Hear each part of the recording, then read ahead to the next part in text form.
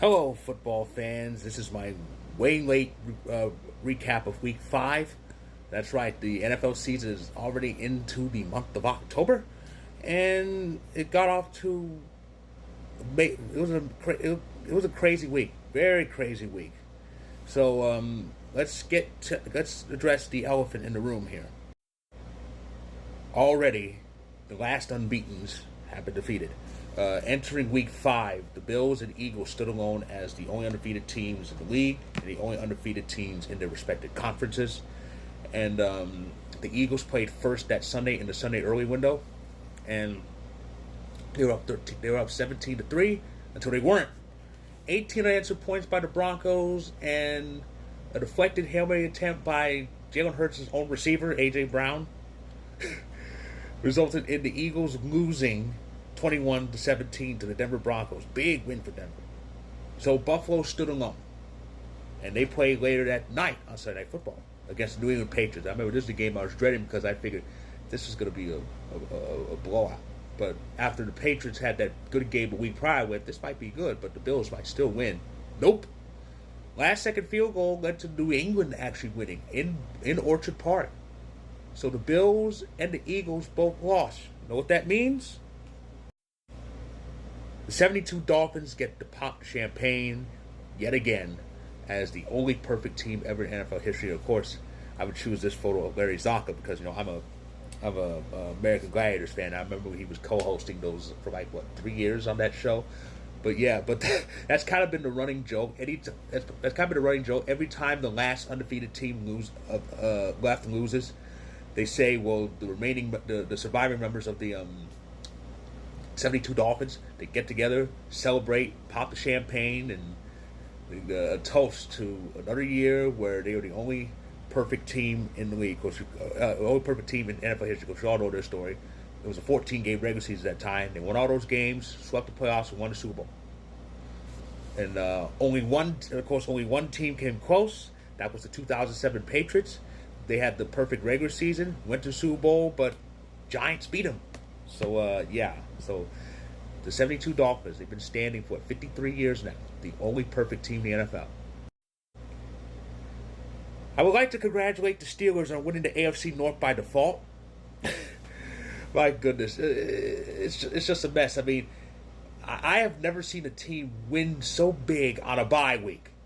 Yeah, this was the week 5 was the Steelers' bye. It was also ours, but what happened elsewhere in the AFC North? Well, the Browns lost because, of course, they did.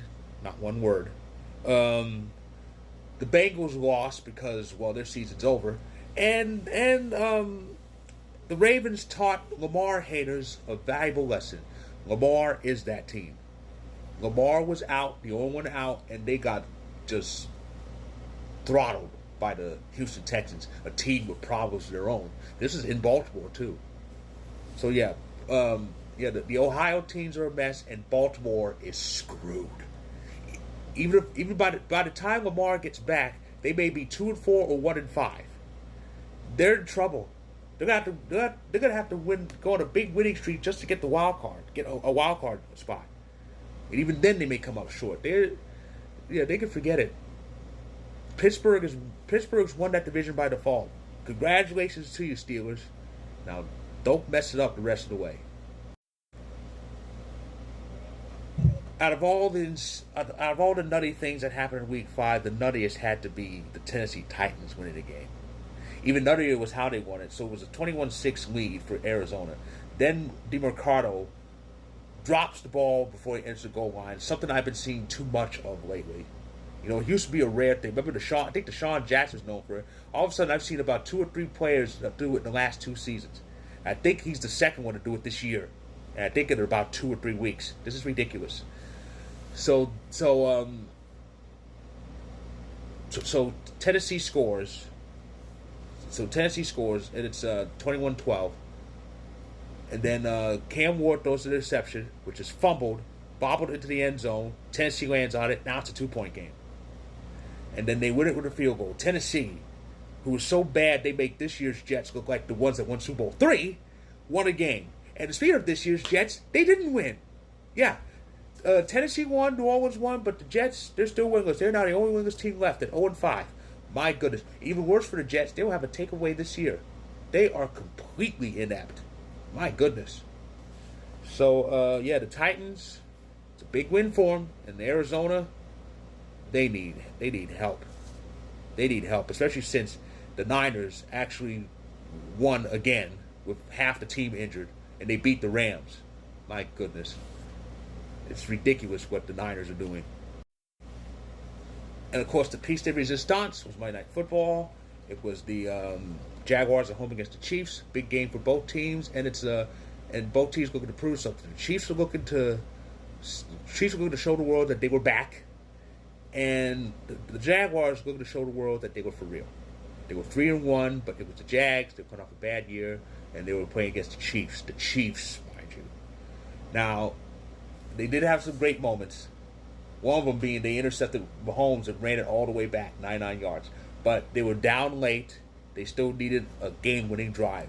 Trevor Lawrence got them down to the 1 yard line, and it's a crazy thing. The ball snapped.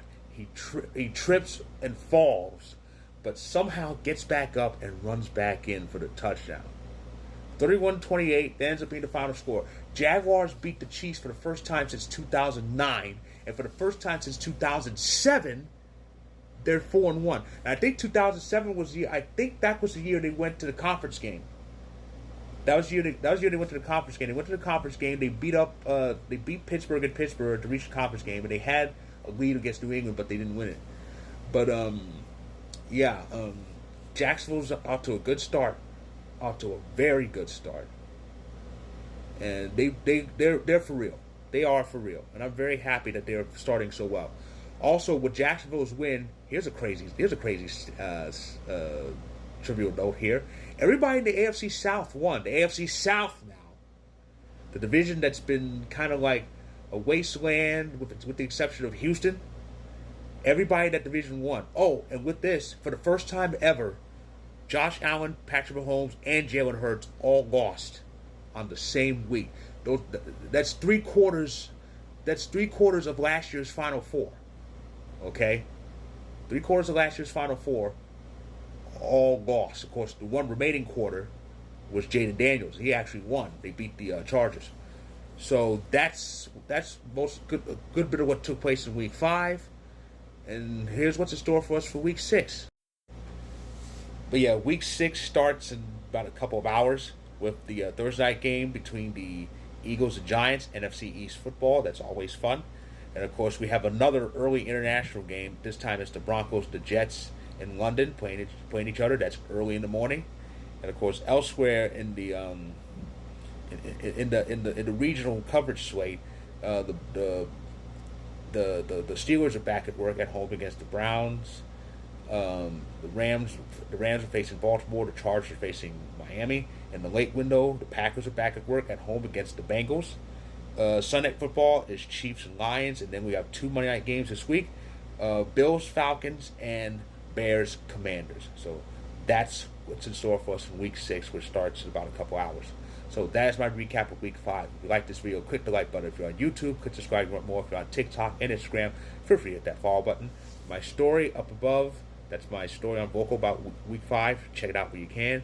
And I'll be back next week to, when it comes to football, I'll be back next week to recap Week 6. And I'll try to do it more timely. So stay tuned.